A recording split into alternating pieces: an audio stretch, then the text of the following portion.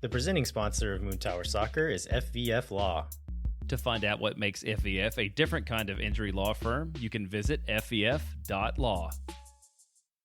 Hello friends, thanks for listening to Moon Tower Soccer. This week we'll review Austin's 2-0 victory at home over Monterrey. We'll preview the Leagues Cup round of 32 match versus LAFC and then cover some other Austin FC news. I am joined for the first time in, I think, over a month from his actual house. It's Jeremiah Bentley. Yeah, hey everybody, I'm Jeremiah Bentley. Yeah, I'm happy to be back here in my office chair in my house in a little bit more of a normal setting to do this show. Obviously, very excited to do the show given the results that we've had. Lots of good stuff to talk about. And I was going to say, over the weekend, the boys and I, the whole family went and saw Twisters, which is like I love a big, dumb summer blockbuster disaster film. I don't know if you've seen that yet or not. It is everything you expect it to be. Very loud, lots of tornadoes, lots of destruction. But then they also, both of my children who are teenagers, wanted to go see the Deadpool and Wolverine movie, which is very much not child-friendly, which made me think about like how were your parents on like your media consumption when you were younger? Like, were Phil and Cindy like hard on you, or like my mom was very much a straight level, like if it's rated R, you're not seeing it. When I was 13, before I got turned 13, I couldn't see PG-13 movies. There were no like parental warning labels like CDs in my house. So I wonder how that was for you.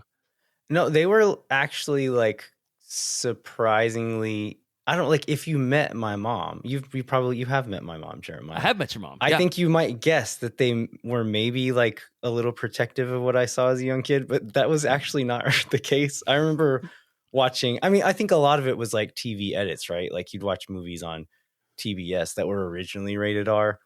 And so like I was watching Caddyshack from when I was like single digit years old. Like regular. I think that's my dad's favorite movie, or at least was for a long time. But yeah, they were like not super concerned about us watching stuff like that. Jeff, like we didn't have HBO, so there was no chance of us wandering in and watching like those super like tawdry overnight kind of shows. No. But yeah, we like out in the sticks. Like we had the basic cable. Like I remember it was a big deal for a few years. We got MTV and like did not have it for most of my life. And finally for a few years, our cable package picked it up, but there was like not other options really. So yes, that's pretty big time. I just thought about the contrast between that and now, like when my kids were, I think they were 8 and 6, and we watched I think it's called The Day After Tomorrow, like one of the disaster movies that's about the freeze. Mm-hmm. And there's this like scene where they get attacked by a bunch of wolves, and I gave like all the neighborhood children nightmares because they were not old enough to watch like wolf attack movies. So I don't know. It just seems like maybe these are different times, and I have a different parenting style than my parents had. I will probably not see the Twisters movie, but the original Twister movie was like pretty big for me. That was like one of the movies that we like had a VHS of, and I remember watching like probably a dozen times. All right, let's jump into this week's story of the match. Where should we start here, Jeremiah? I think we should start with being self-congratulatory. I think when we talked to Arch last week about what the match might look like and a good outcome for Austin, but I don't know if we really, and this will hit on the second point, I don't know if we really, like the Pumas outcome seemed like a little bit of luck, especially given playing with 10 men. And given Monterrey and all the skill and stuff they have, we didn't necessarily see like a great path forward to victory. And I think what we talked about was just like keep it 0-0 at halftime, play compact, play smart, take advantage of the opportunities that Austin has. And that was Austin's only way to win. And that's what really it feels like they did all night long. Is they played compact, they played smart, they didn't let Monterrey run in between lines. And obviously there were a couple nervy moments, but it seemed like Austin had a really solid game plan again, playing against like one of the giants of Liga MX. Yeah, and I'll push back slightly on the use of the word luck, because I think the luck falls where these opponents did not take advantage of the few mistakes that Austin made. But Austin, I think, played a really good game plan and like executed against a solid plan in both of these matches, which like after the Pumas one, I was like, we're probably not going to beat Monterrey, but I didn't count it out because of like, if the same thing happened, which is kind of what did happen, is the Monterrey team clearly way more talented than Austin, right? But came out and were not sharp, did not seem super, like, didn't have much urgency. And I want to talk about that after the Austin's first goal. But it's like, if that happened again the way it did against Pumas, and Austin can play defensively soundly as well as they did against Pumas, that this could happen again. And that's pretty much exactly what we got.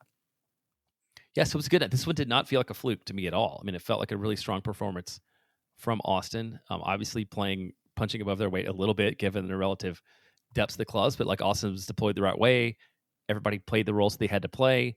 And then I think this also leads into an article that you shared with me this week, just sort of about high value shots and low value shots and the difference next year. Because these are like Austin got outshot a ton in both of these matches, right? And again, I think it was 21-5 in this Monterrey match, but they were not dangerous.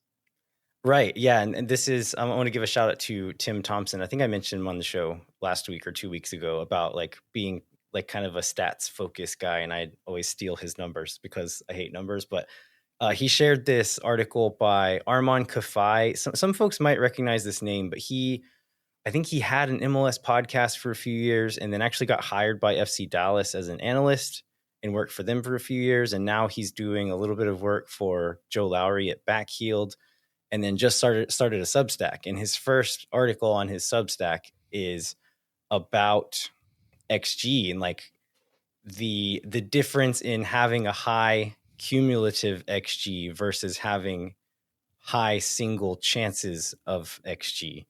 And he actually used the Austin FC versus Pumas game as an example. And so he was saying that some people were pointing to the Pumas XG and claimed that Austin's result wasn't good and like wasn't deserved.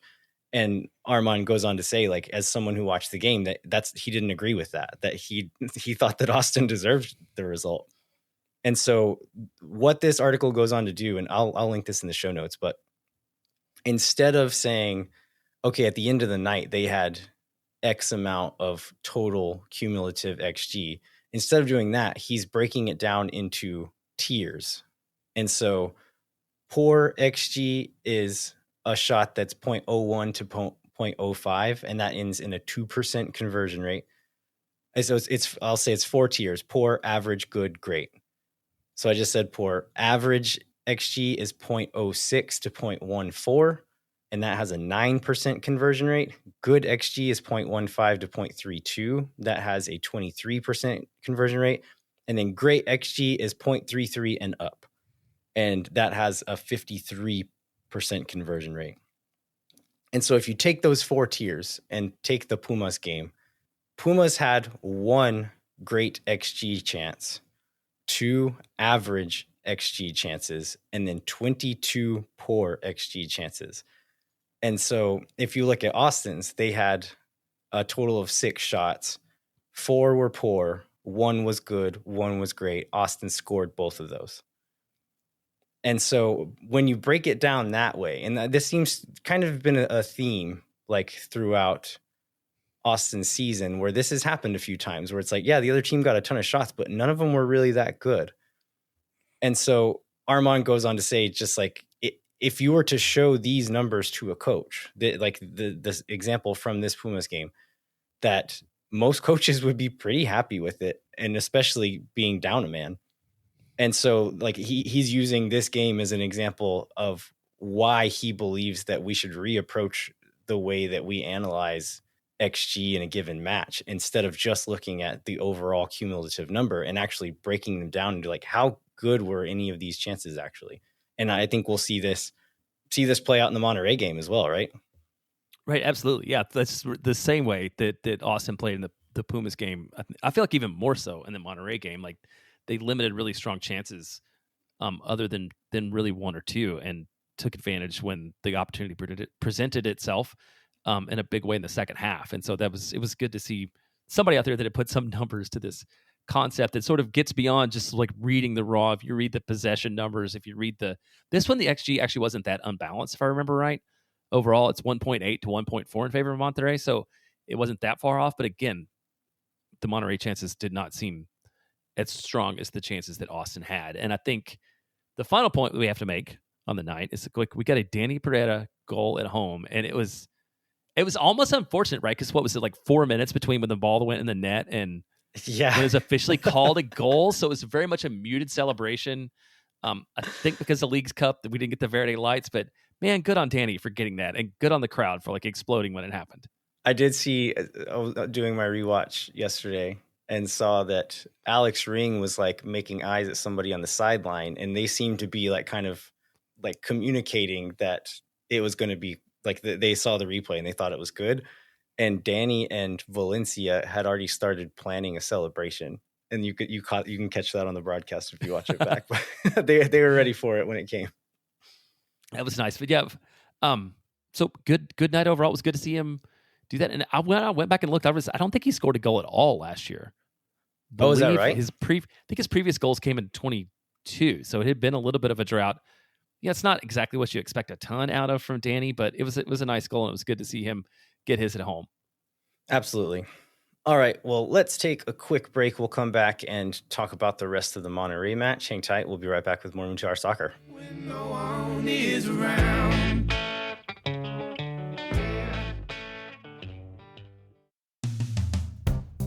Moon Tower Soccer is brought to you by our friends at FEF Law, the official injury lawyers of Austin FC. FEF is a different kind of personal injury law firm dedicated to community transparency and client education, and you can check out their podcast called Summary Judgment wherever you get your podcasts. You can go to fef.law to find out what makes FEF a different kind of injury law firm and why understanding your legal options can dramatically change the outcome of a case. Once again, that's fef.law. Amplify Credit Union is a member-owned financial cooperative that served the needs of Central Texans for over 5 decades. As a credit union, Amplify has no shareholders or parent companies. That means more of your money stays in the community. Amplify has been the home of fee-free banking since 2022. Their free checking accounts come with 0 overdraft fees or minimum balance. That means Amplify's fee-free checking accounts help you get more mileage for your everyday spending. Amplify membership is open to any Texas resident. Learn to trust your bank again at Amplify Credit Union. To learn more and to register for free parking at the Amplify Esperanza branch on game day, go to www.goamplify.com/moontower-soccer. And Moon Tower Soccer is brought to you again by Tony C's Beer Garden, serving New York-style pizza and authentic Italian.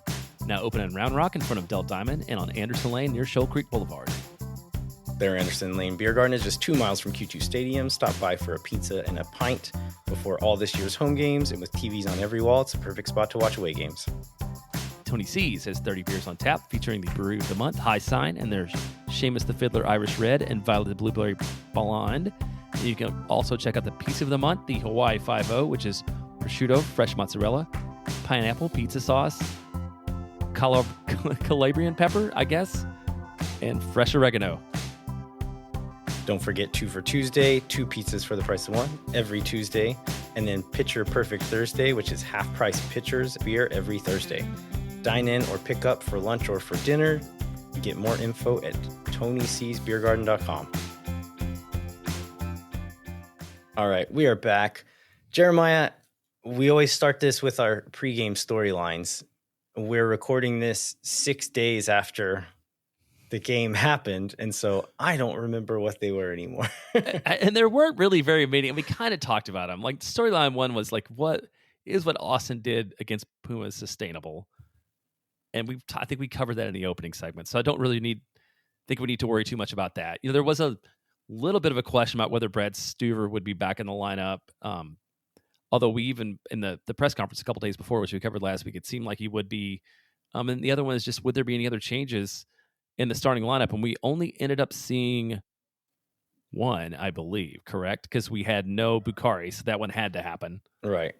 And other than that, we get, and the Stuver move, other than that, we get the same lineup as we had against Puma. So it's Stuver, Brew, Heinzike, Hedges, and Dessler.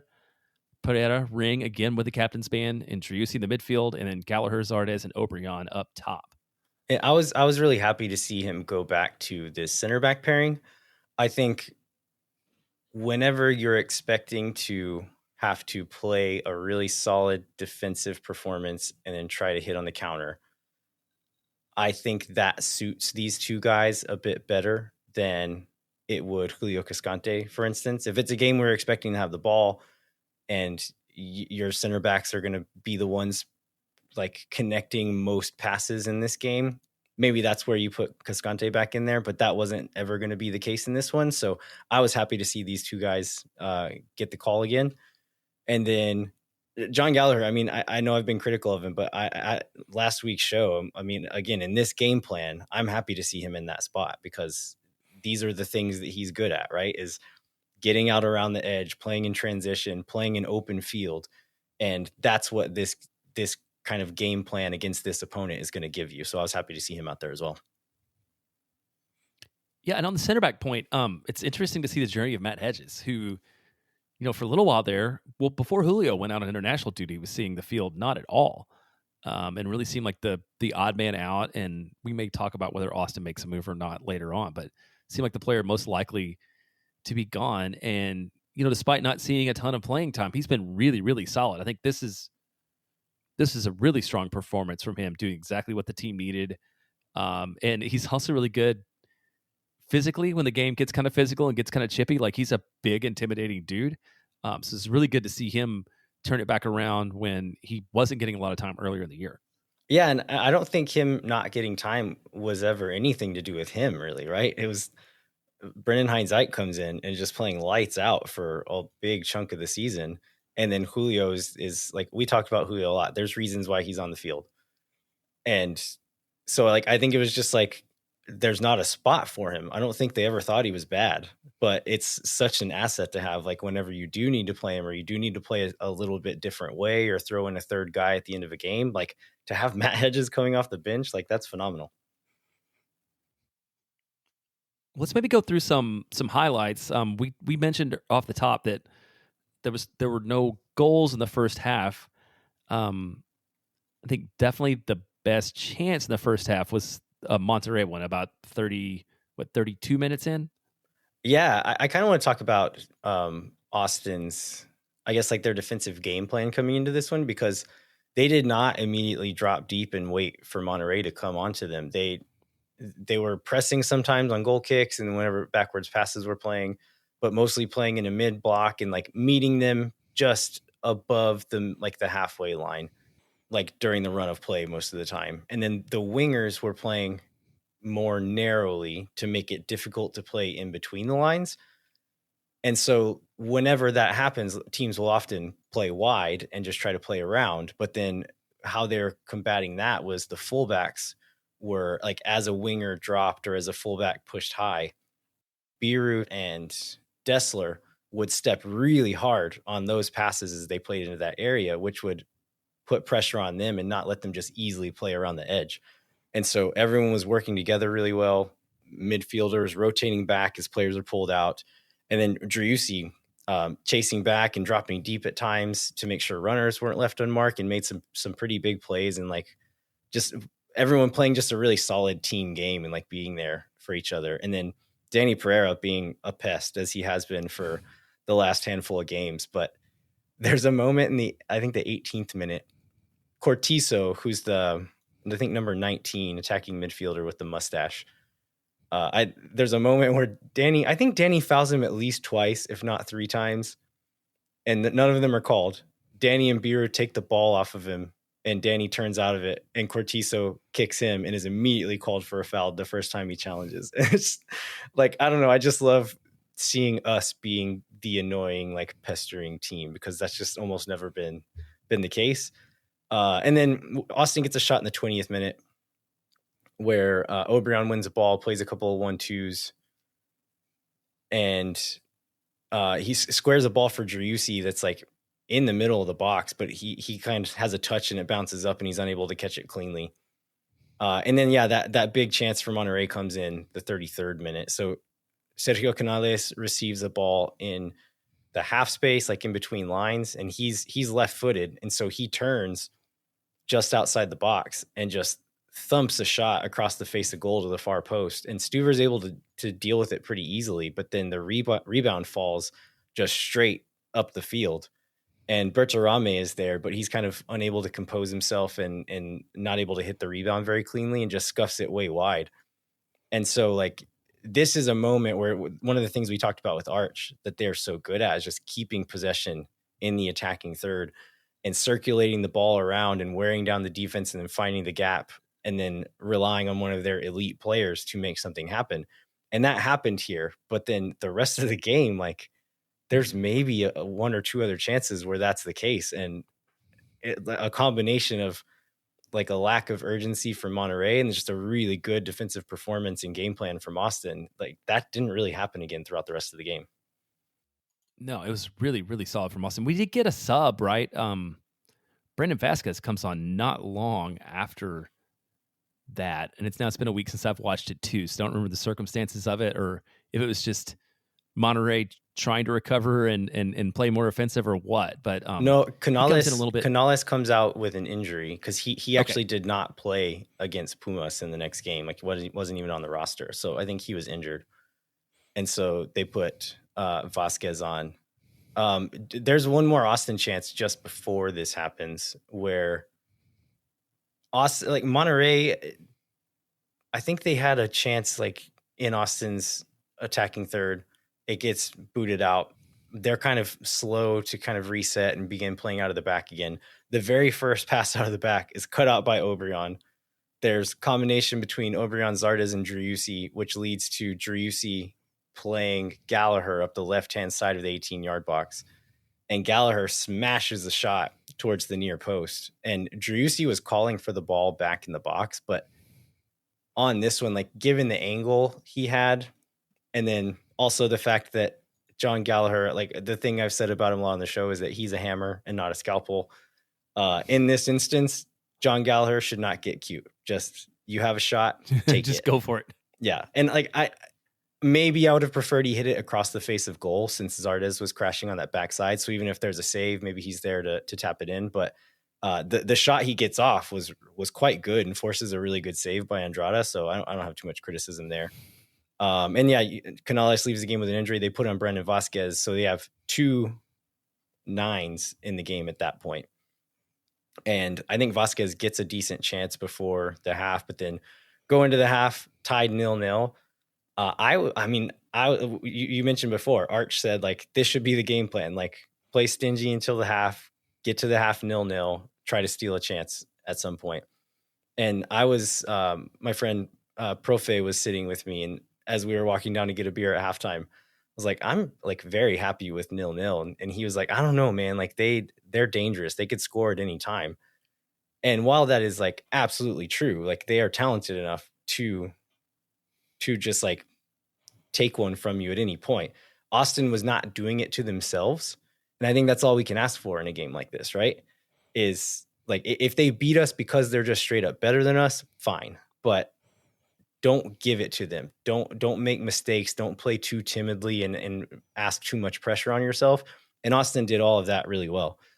And then during halftime, we see a sub. So Cascante comes on for Hedges. I imagine this was just rotation. Do you think there's anything else in that? It seems like it. I mean, Hedges is 30 something, right? You know, and Austin had absorbed not a ton of pressure, but he moved around a lot. So it seems like it was just that. And Austin has options for center backs too. So like go for that. But yeah, that led, and then we got a goal not too long after that. Yeah, I want to talk about kind of the change of shape that comes at halftime as well. So Cascante comes on for Hedges, and then Gallagher drops deeper and is playing more of a wing back from halftime on. And so the defensive shape switches from that like 4-4-2, or it was more of a 4-2-3-1 at times, even with the wingers really narrow. It shifts to a 5-2-3. And so with Gallagher playing that left wing back. And so they're still attacking those wide passes really hard, but then have 3 guys centrally to match up with now the 2 strikers that Monterrey has on the field. And then who would it have been? Obrian and Driussi were still kind of playing narrowly in those spots where Obrian and Gallagher were playing defensively earlier. So you're still kind of cutting off those same passing lanes, but with more numbers behind once they do get into those spaces. But yeah, there's a huge chance at the 49th minute. So Brendan, I think this is probably the biggest chance of the match for Austin. Even I know we scored 2 others, but Brendan Heinzike splits lines to find Driussi in the pocket.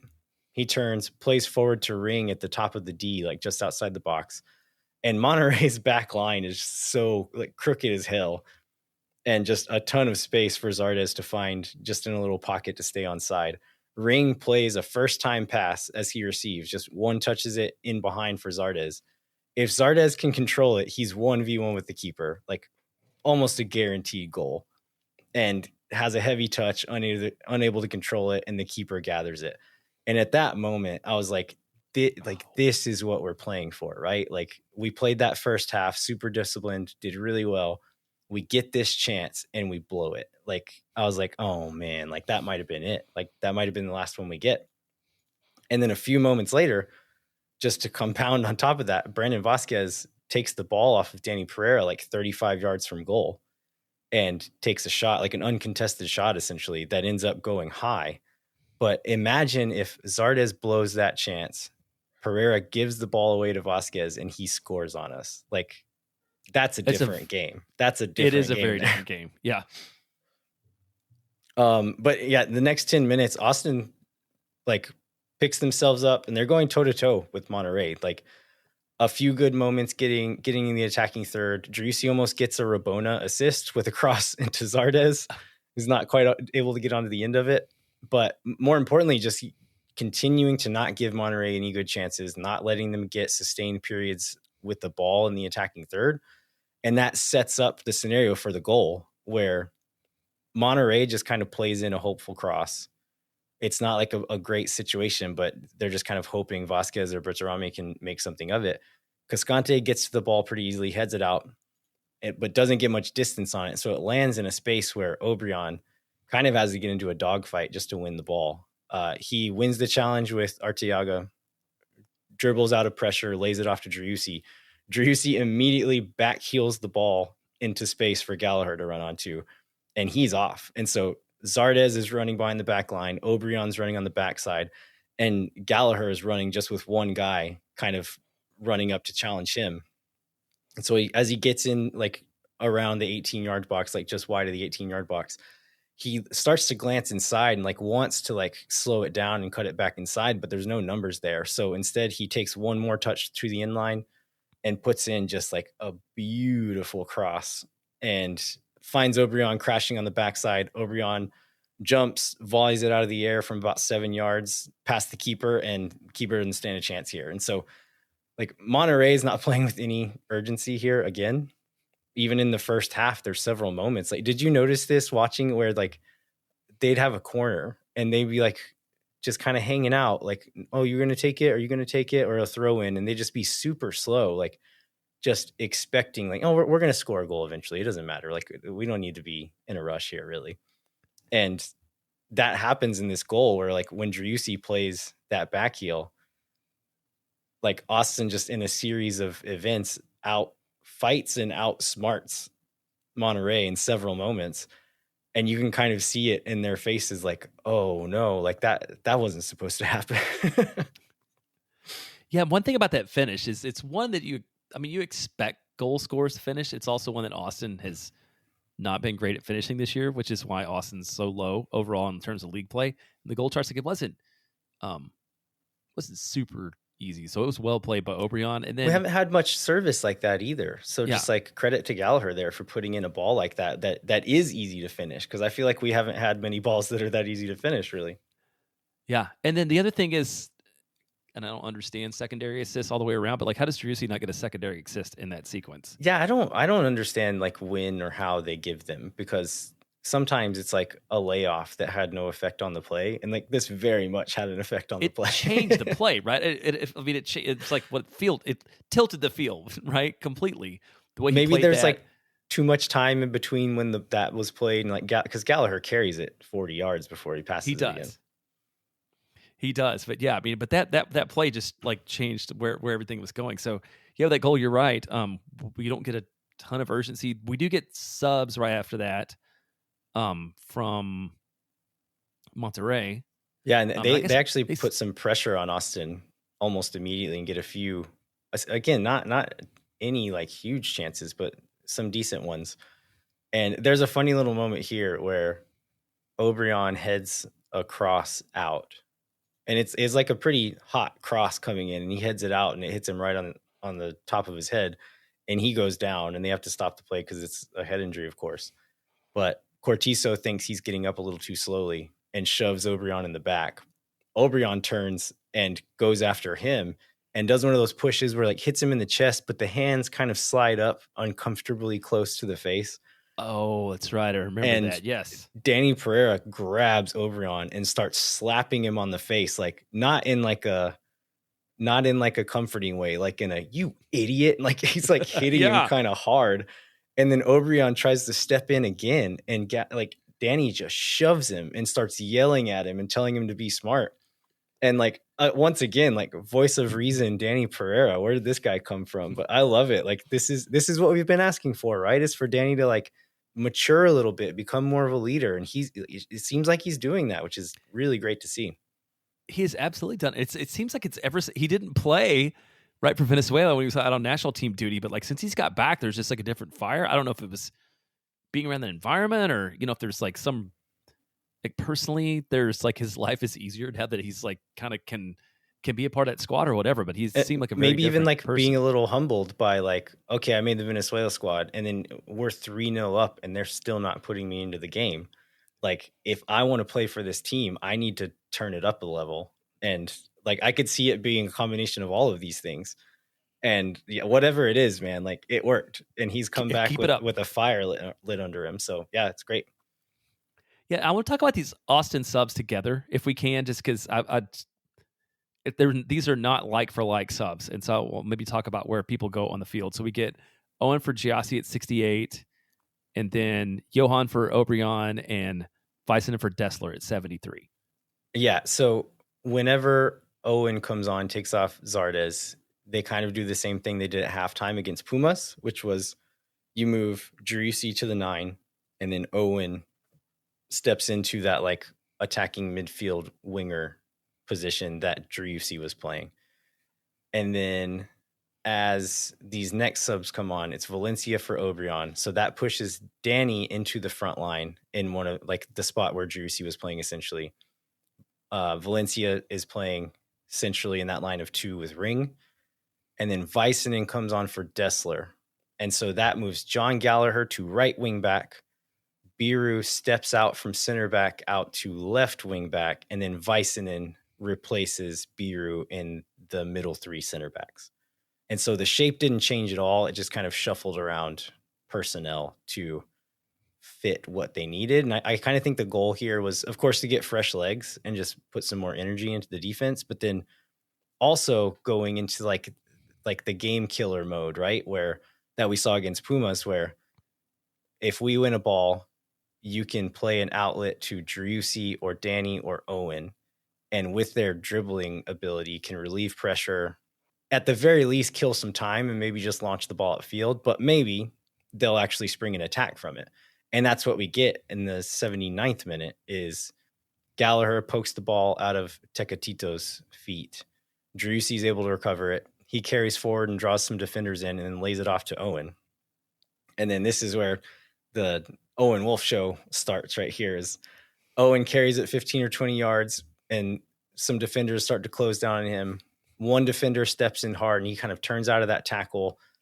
And then as he turns back, like going back downfield, 2 defenders are closing in on him. He flicks the ball between them and then fights through them with his own body.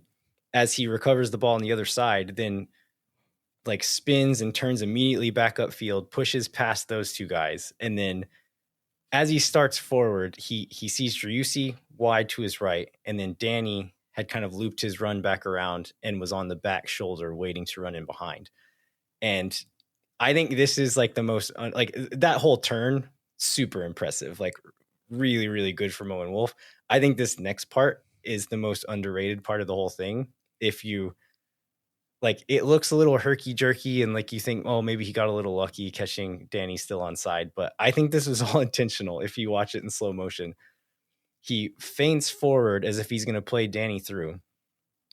And then at the same time is opening up his hips to kind of telegraph a pass wide to Driussi, or maybe just give him give himself the option to play Driussi wide. And as he does that, there's one of the defensive midfielders starts sprinting out to cover the pass to Driussi, and Owen just hesitates for half a second and plays the ball like back against the grain right on that midfielder's heels and plays through to Dani. And it seemed like everyone was caught off guard by it. Like no one was expecting him to play that ball at that point. And Dani receives it in behind, nobody near him, super composed against the keeper, 1v1, takes his time and slots it past. Flag goes up, but the goal's eventually given after, like you said, like a long review. Lots to like in this play, but like hats off to Owen Wolff here. That was beautiful. It was beautifully done. And I guess Dani may have at least hoped something was coming because he does do a good job of like checking up and keeping himself on side despite everything that's going on. And that I was going to say that Owen turn reminded me of, do you remember like Techno Bowl Bo Jackson? Oh, yeah. You played that, right? You know, where, yeah, it was like cheat mode. Like he could spin out of everything. And if a guy was up against him, you just kind of like wiggled the joystick and he would spin out of it. That was kind of like Owen in that moment where he just like was turning faster than anybody else. It was almost unfair with the way he came out of it. So yeah, great play by those guys. I think we've touched on this and we should maybe get into it in more detail, but I would like what you're talking about, how, you know, it's interesting that like Owen, Dani, and Driussi are like, you're like the fact that they can dribble and like carry the ball and be composed on the ball in a way that nobody else on the team is super interesting to me. You know, given some of the criticism that somebody like Owen gets a lot, like there's something about him as a soccer player that's like different from a whole lot of other guys we have on the team. And even guys like you said, like Gallagher, who can be very effective, but it's not like in an elegant way. Yeah. He's blunt force effective often. Yeah. But yeah, I mean, we've seen Owen like have little dribbles or have little moments turning out of pressure or carrying out of pressure like that. But that pass is something that like I have criticized him for a lot. And I think a lot of other people have as well, like not being bold enough to try that pass all the time and like maybe being a little too safe. And in this moment, he did not do the safe thing. He like went out of his way to do the hard thing and like pulled it off. And like, I just really hope that the way he's played these last handful of games, like shows to himself that like, I can do this, I can do stuff like this. And now that he, like, we have the personnel that we don't have to play him out on the wing. We don't have to move him around. Like he can be a central midfielder and just hopefully like carries that forward and just keeps improving, because like, man, if he can do stuff like that, like more regularly, that's a special player. That's a really good MLS player. Yeah. And he doesn't even, at this point, he's not even having to doing it for 90 minutes, right? Which is also for his age and like his development level. It's great that he's got 30, 35 minutes to come on and do the things that he can do and not get worn out from running him up and down the field for 90 minutes. Yeah. So after that second goal, Maxi Mesa comes on and forces a really good save from Stuver that he pokes over the bar. The following corner is headed just over the bar.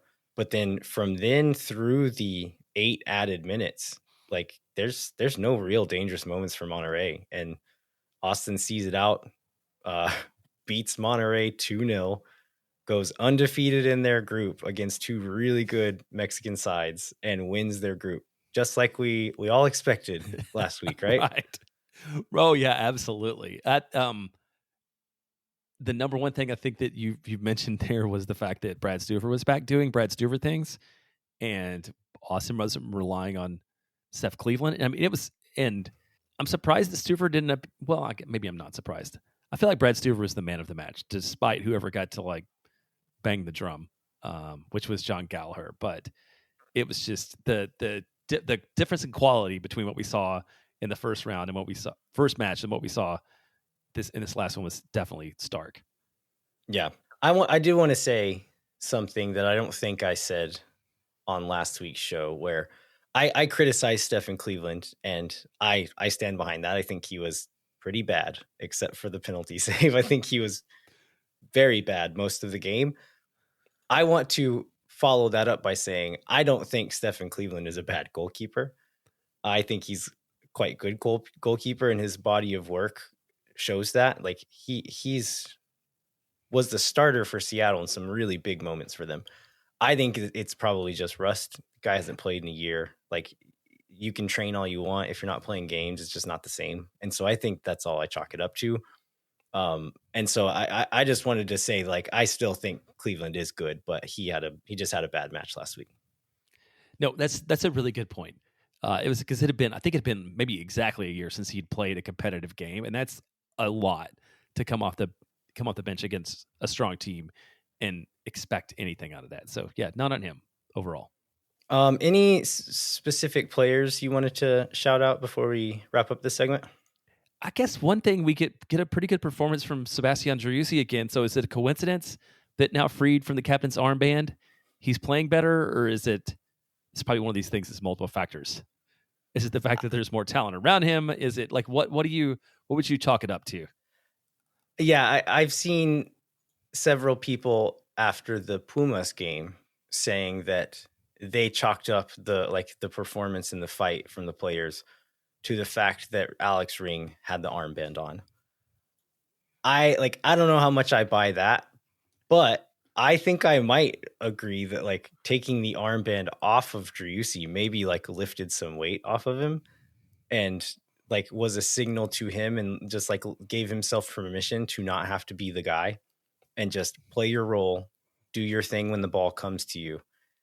And that's what he seems to have done in these last two games, is not forced it too much. And maybe us not having that much of the ball helps that as well, where he doesn't get the chance to think about it that much. He just has to play what comes to him. But yeah, maybe there is something to the fact that like taking the weight off his shoulders helped free him up a little. Well, hopefully it will stay that way then, and that seems like it will. Like I think with the way Austin's playing right now, I don't know that anybody wants to change anything a lot. So you would imagine that Austin would continue that way, but he's definitely turned it around after a really rough run of form for over a couple months.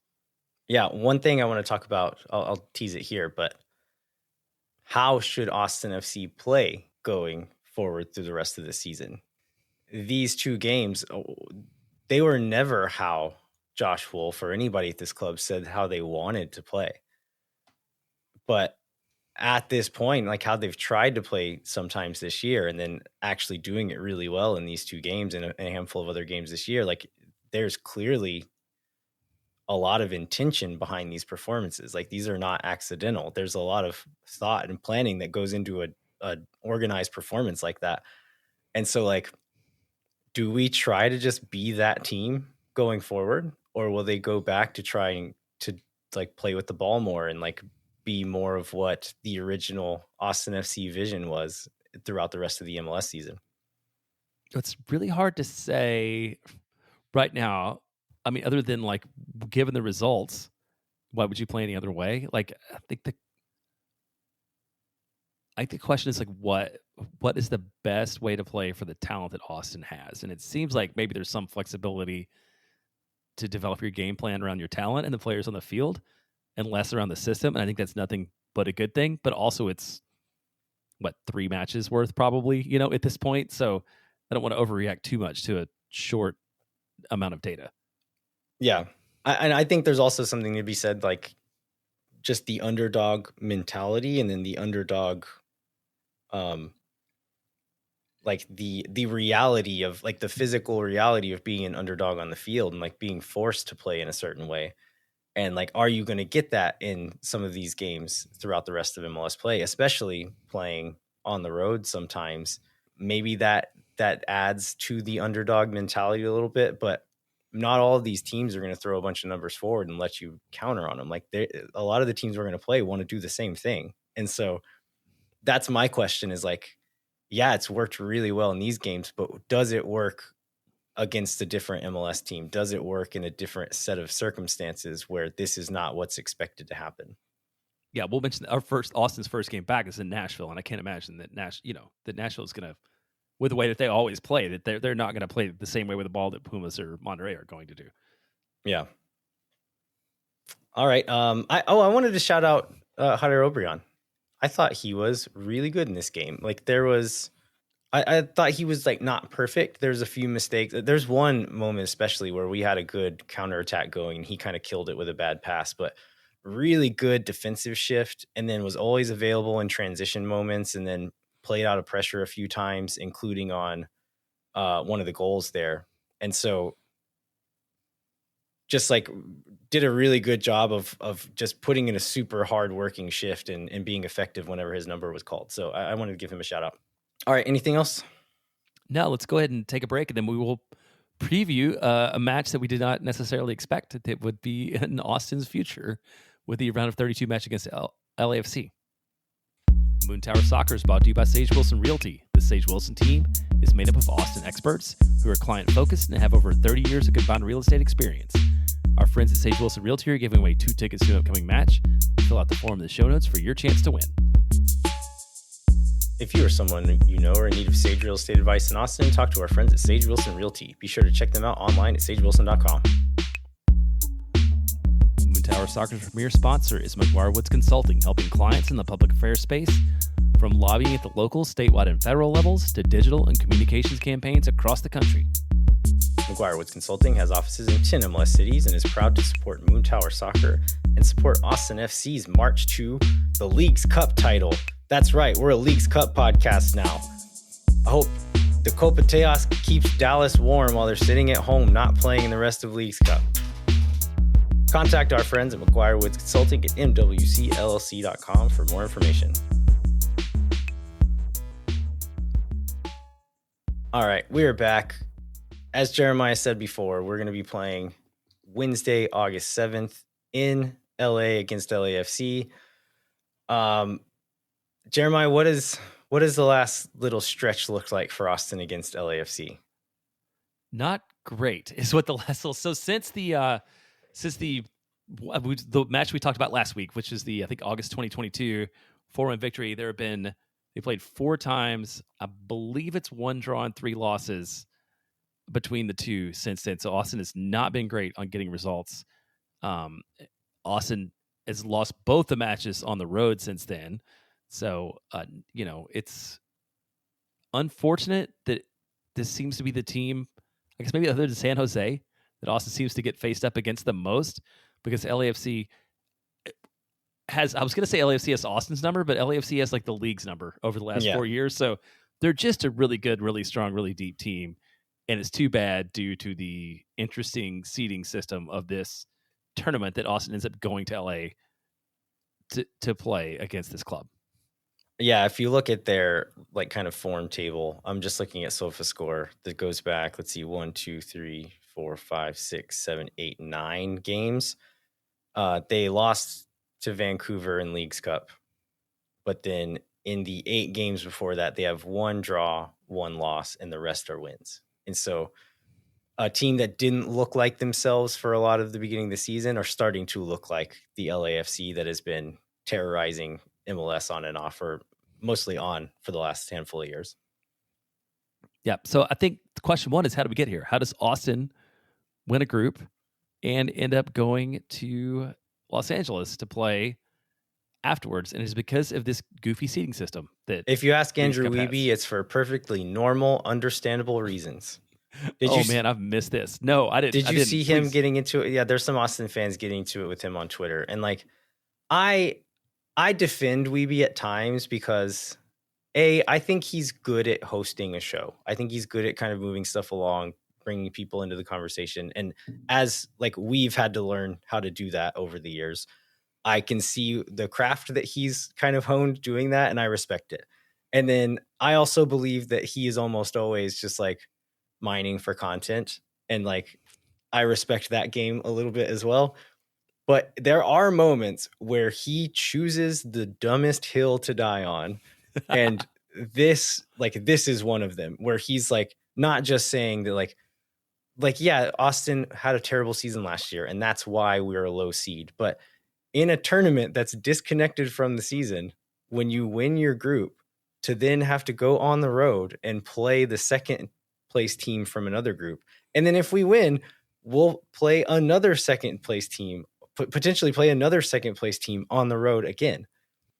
And so like, that's idiotic. Like, I understand why it's happening. I think partially because the first year, the Mexican teams were having to travel no matter what. Like, and so they tried to balance it out by making that a bit more fair, by giving the higher seeded Mexican teams these hubs to play out of. And then seeding, like kind of home field advantage, like playoff style. But it's not the playoffs. This is a one-off tournament, and if you win your group, you should get rewarded for it.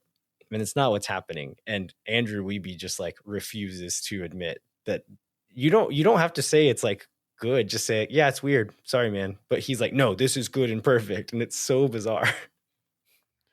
Yeah. So the system just at the most basic level is how you did in 2023, regardless of what's happening right now, and regardless of what's going on in this tournament. So Vancouver's victory over Pachuca on Saturday is what ultimately ended up with Austin going into LA. And I think there was one moment, not Pachuca, it was over Necaxa, no, Over Tijuana. Juarez. Sorry, how many names? Tijuana. Jeez, yes, Cholos de Tijuana. Yeah.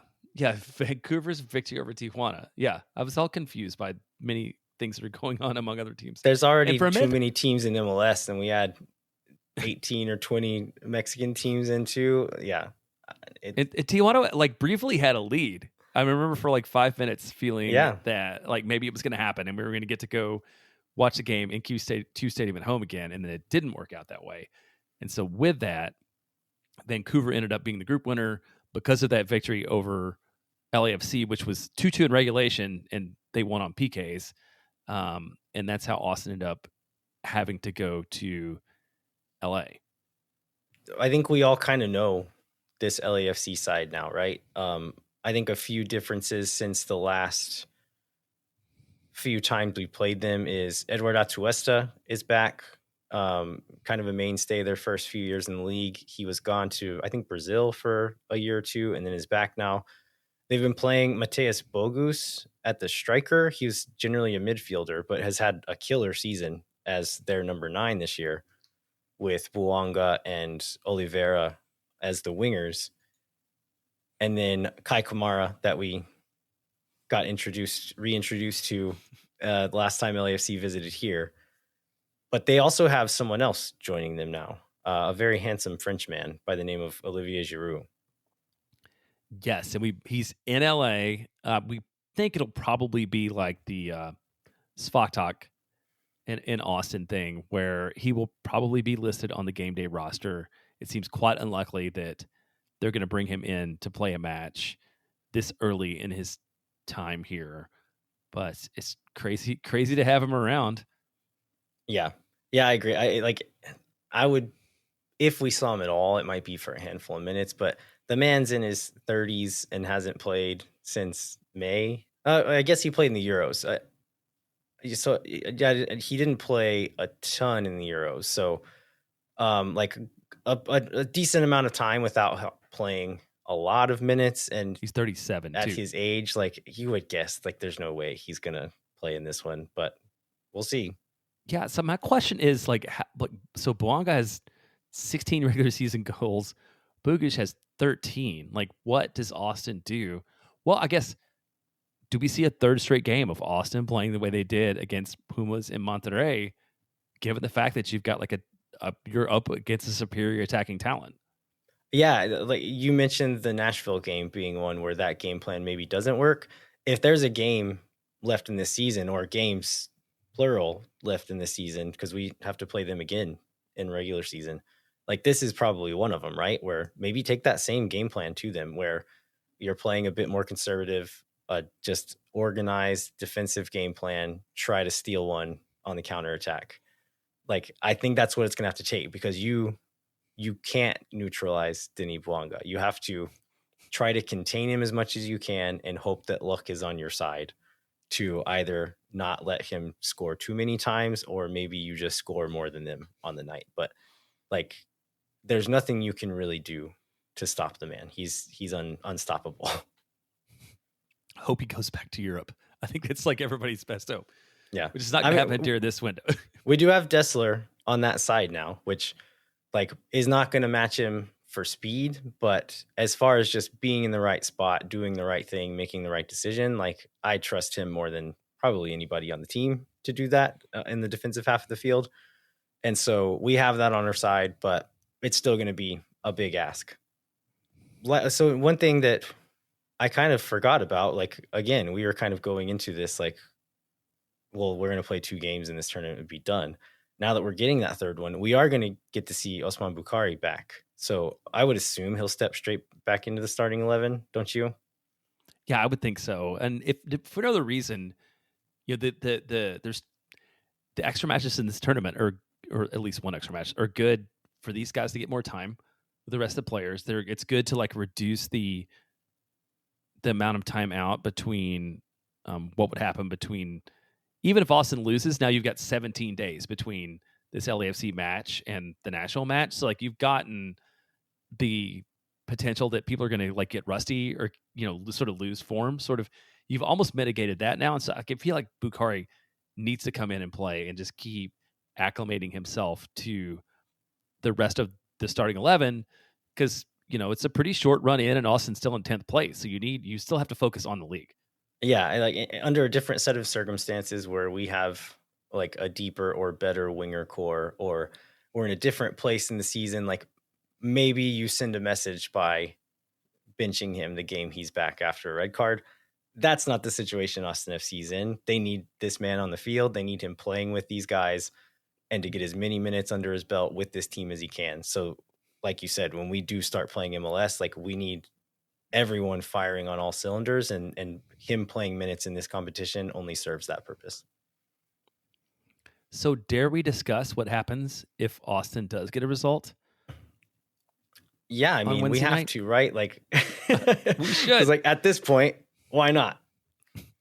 Yeah, we're already playing with house money, right? As they say in gambling. So, yeah. So, if Austin wins, there's I think the other part of this group is San Jose, and is it Oaxaca?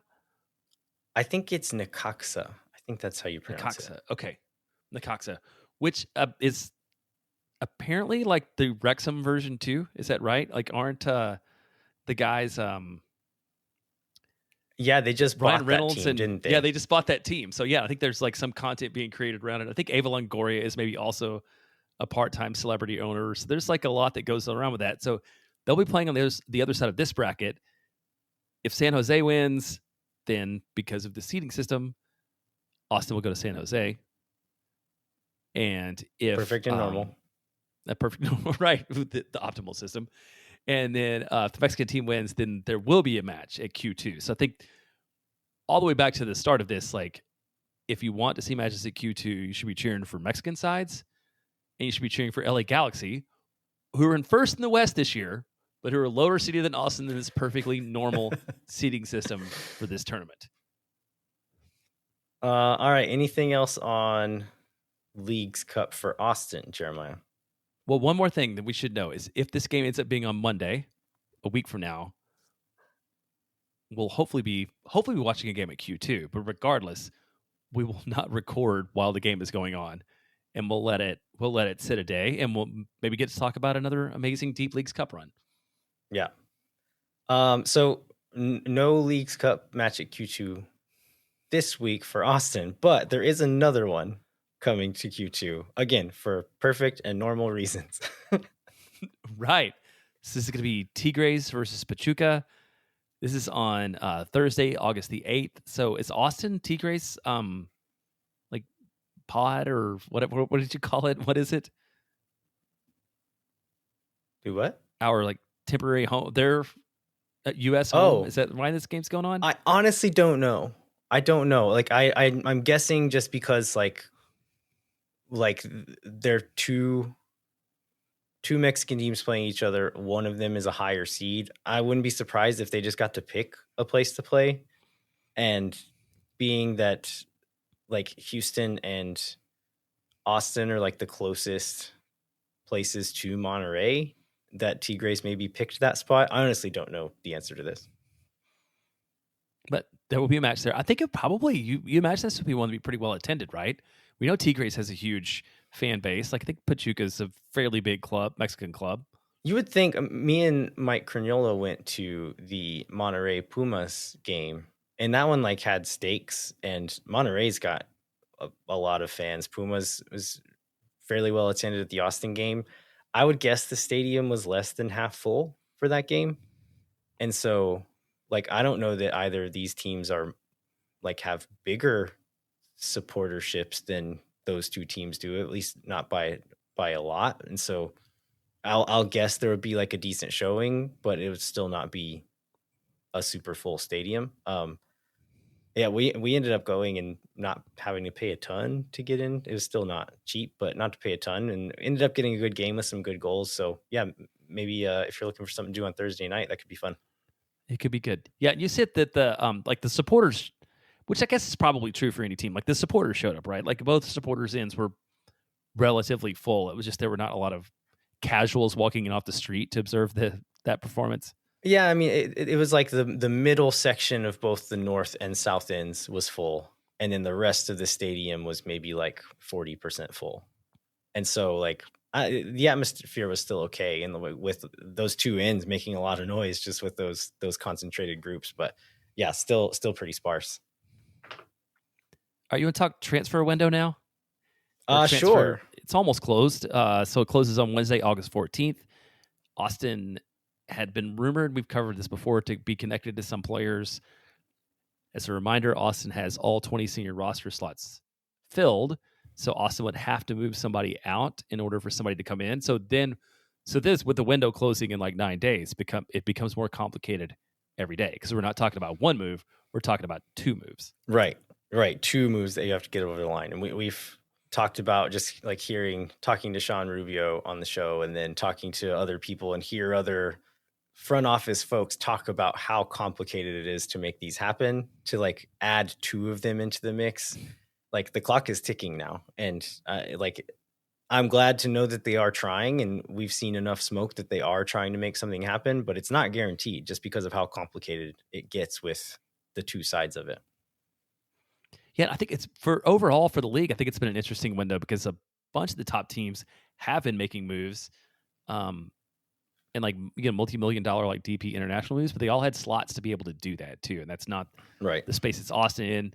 Phil West wrote an article for Faraday All Day this week, sort of, I guess it's kind of a thought exercise and kind of a real thing on who the most likely Austin players to go out are. Do you want to go through his list, or you just want to like name your own?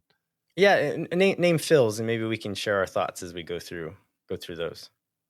Okay, so Phil summarizes there's 7 total players in 3 categories. One is center backs, which I think is the least surprising. So I don't believe that they were in order. They just discussed them as Matt Hedges, Julio Cascante, and Leo Feiston, all candidates to go out. Yeah, and I think we said that on the show before. Like, probably all 3 of them have been maybe shopped or like told of people like, take your pick. Which one of these do you want? But yeah, I mean, honestly, like if there's an offer for any of them, I would, if I were Roto, I'd be listening for sure. Yeah, same. And they all have, this is probably going to be pretty common to anybody you might trade, but like they all have things that make them appealing to other clubs, either in the league or in Europe. And they all have drawbacks, mostly being salary for all 3 of them, right? They're all, even Hedges on the lower deal is still relatively expensive for probably like a stopgap or whatever he's going to be for somebody. Yeah, absolutely. What's the next category we have? So the next one is the players with value. So these are going to be people who we can actually get something from. This group is John Gallagher, Dani Pereira, and Owen Wolff. This is the one. This is the group that scares me. Like, I don't want any of these guys to go out. I can pick one of the 3 that I would more like to see go out than the others. And I guess it's got to be John Gallagher, right? Like, if you had to send one of these guys out. Yeah, I mean, I think there was a moment a while back where there was some rumors around Dani Pereira maybe getting trade offers. And at that point, I think I was like a little bit down on Dani Pereira, relatively speaking. Like, I've always been high on him, but lower than I had been in the past, and kind of thinking that maybe his ceiling was not as high as we thought it was. And this kind of the same for Owen Wolff. And after the way that they've played this last little stretch, I'm like, you're not maximizing value by selling these guys right now or trading them. The smart business move for Pereira and Wolff is to hold on to them for another year or 2. And that's when you get the much higher chance of getting some real money for them. Like you could get a decent haul. I think especially within MLS for a trade, you can get a decent haul for either of them. But I think these two players have shown that there is a value ceiling that they have not hit yet. Yeah, I think there was a time when a guy like Owen Wolff, maybe like as a young, very talented MLS player, somebody would have backed up like the stupid money truck in Europe for him. But then like guys like Joe Scally and Reggie Cannon and like have managed to like kind of close that window after getting like dumb money, where if you could get dumb money for either of them, I would go for it. I just don't think that there's like a way in the world that this happens. And there is still good money coming for guys at that age, but for the most part, they're guys who are like starting every week and making a difference on an MLS team every week. And Owen has not really been that way. He's been a solid, like a decent to solid performer in like sub performances or spot starting performances, but he's not reached the level of performance that these guys who are still getting sold for money are. But I think he can get there. Like, I think he can still get there and maybe still be sold for a lot. And in Gallagher, I've kind of changed my tune on Gallagher too. I think I would have said like maybe he would have been the best option to shop just because of how versatile he is, how cheap he is, and like how much value those two things would generate in the MLS market for a trade. But having the ability to move him around the field and just like you make 3 subs, Gallagher plays 3 different positions in between them. Like that's huge. And just the amount of roster spots you save by having a Swiss Army knife like that. Like I think Gallagher is one of the keys to the roster rebuild potentially, where you get rid of some of these other guys and Gallagher fills all of their spots just with one person. And so I honestly don't want them to get rid of any of these 3 guys at this point.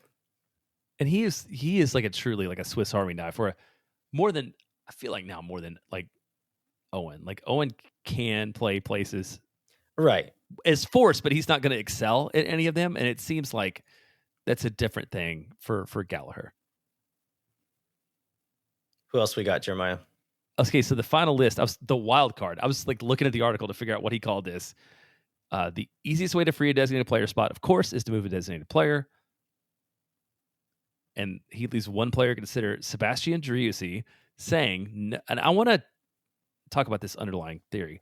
No move would signal rebuild more, not to mention putting the legacy of the roster construction even more squarely on Burrell's shoulders than moving Driussi. Like, do you think Austin needs to rebuild?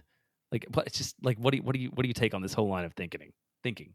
I don't think you need to. Again, like I think we're maybe seeing this a little bit in these last 2 games, and I've said this many times on the show that I think once we get some more talent around Driussi, that we will start to see more of the 2022 Driussi. Maybe not to those heights, but I think more talent, more service, less weight on his shoulders to carry the team will open up Driussi to be a much better player. So I don't think we need to move him. Like we needed to move Rigoni.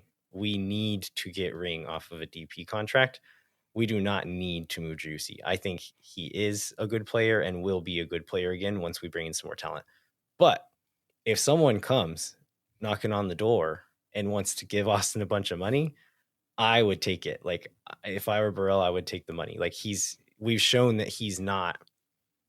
We talked about Bouanga being unstoppable. He is not Denis Bouanga, where he just is going to impose himself on any game under any circumstances. He's not that kind of player, both talent-wise and just like style of play-wise. He's not that kind of guy. And so, yeah, would I like to have him on the team? Sure. Do I think he's going to be good? Yes. But if someone was offering the money, I would listen to him right now. And I don't think anybody else who can credibly offer the money is going to offer the money. Like these River Plate rumors all the time, but like they're not gonna. That's when he's 34 years old and done, competing at the top level. Then that's when he goes back there. But I don't see the money coming. So I guess to sum it up, even the teams who would maybe meet Austin's valuation for the transfer fee, like how many of those teams are going to pay? What's Driussi on? It was like over $6 million, right? Yes. Yeah, so how many of those teams, especially River Plate, can afford to pay him that much and are willing to pay him that much? And then if they're not, is Driussi gonna just say no? Like, no, I don't want to make that move. Tell him to go away. tell him to pay me or no, or no. Yeah. So I guess like in summary, I mean, I think it comes for me at least. It comes back to kind of what we've talked about for a long time. The most logical move is one of these three center backs, and it's whichever one carries the most value in the league. Yeah, and also I don't know if we've talked about this on the show, but the long rumored second buyout coming this summer was scratched, and that is no longer in the cards for this summer. I can't remember if we mentioned that or not, but we all kind of assumed like, oh, maybe we can buy out another player, and that's where we get that roster spot. No longer an option. It has to be a trade or a transfer. So yeah, we'll see if they can get it done. Yeah. Do you want to cover? Is there any other news we need to cover? You want to go ahead and close it out? I see you have Austin FC 2 in the show notes here, and I think this ties in a little bit to the transfer window. Okay. So let's maybe talk about this game and kind of where they're at, and then we can transition back into transfer window talk. Oh, all right. So Austin FC 2 on Friday night picked up 2 points versus North Texas SC. So it's 1-1 in regulation. We get another Irvin Torres goal, which is always good to see. It seems to be happening a little more frequency now. In regulation early, then North Texas SC scored. Then Austin FC 2 picked up the 2 points by winning 5-4 in the penalty shootout, which leaves them. I felt like that they've gotten some better results over time, but still 11th out of 14 in the West. And I think we talked about maybe why it doesn't really matter how the results go, and some of the most talented Austin FC 2 players have spent time playing for the first team when maybe like Farkerloon and Fodre specifically, or maybe we didn't think that they would need to. Still, picking up a win at Palmer Field's good. Yeah, and it's not unexpected that this team is worse than they were last year. They're playing a much younger squad and starting many teenagers in every game, and then like 15-year-olds on the bench. And Irvin is 15 or 16, I think, still. So he's starting almost every game now.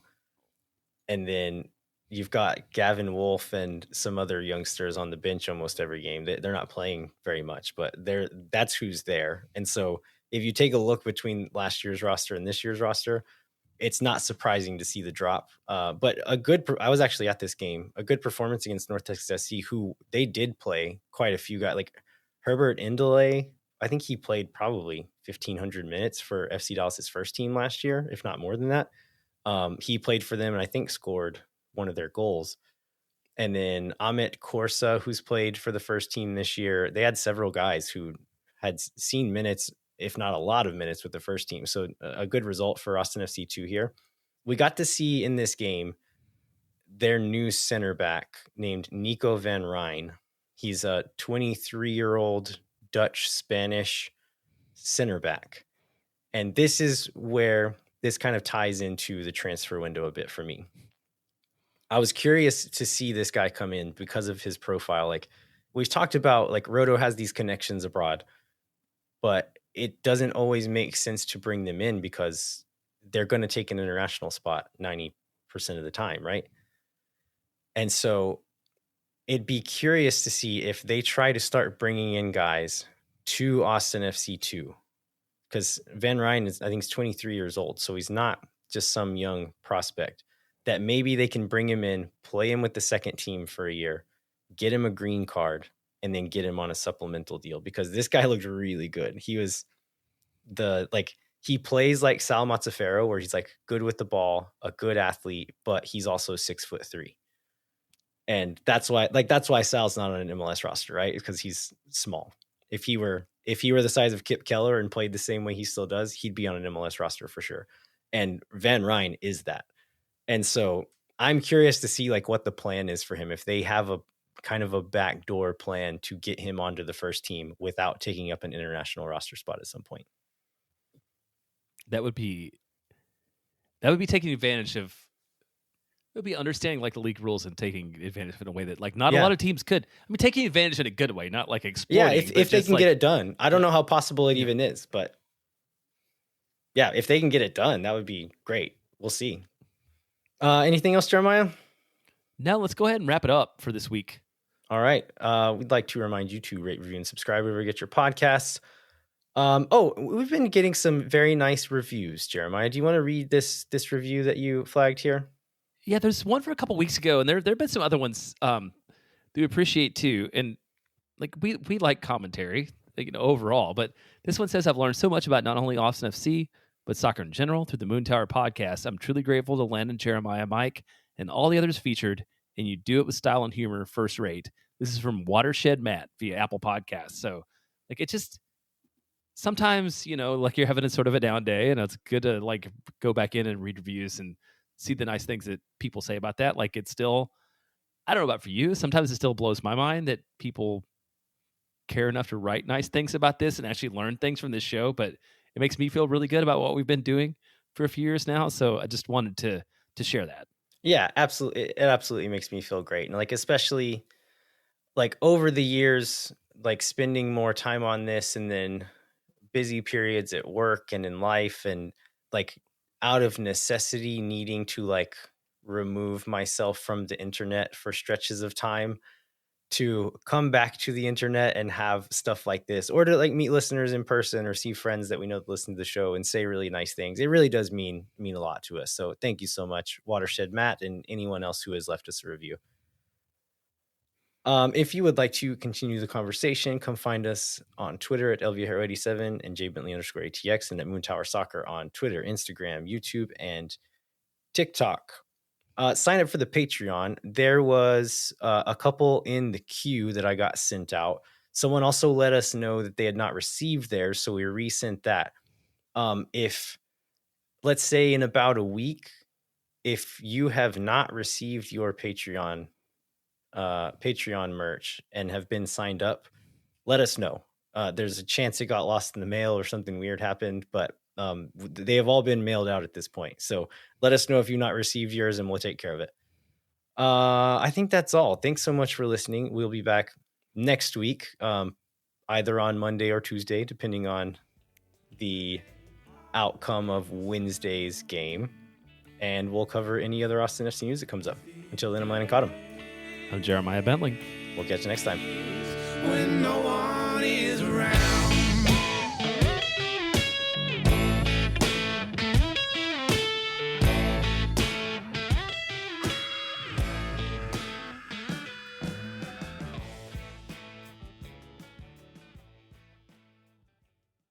Thank for nothing, you never. La gente Oh my God.